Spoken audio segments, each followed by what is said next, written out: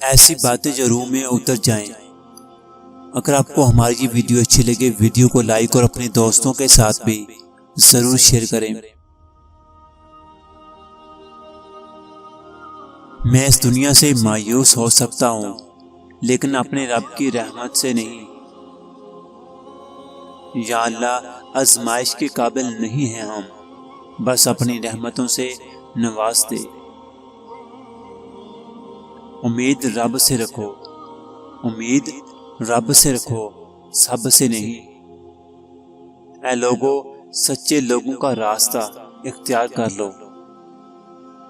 محبت کے قیمتی لمحات انا کی نظر کر دیے جائیں تو ہاتھ میں بس گھڑی رہ جاتی ہے، وقت نکل جاتا ہے۔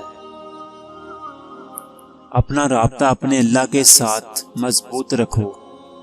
یہ وہ رابطہ ہے جو مشکل میں کبھی تنہا نہیں چھوڑتا۔ یا الہی، سلامت رکھنا میری ماں کو، میرے لاڈ اٹھانے والا کوئی نہیں ہے۔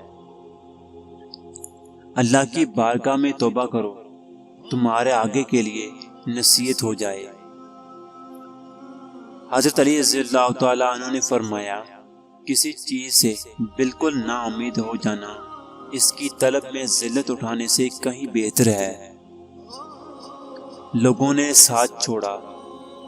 نے ساتھ چھوڑا مگر اللہ نے مجھ کو ہر وقت سنبھالا۔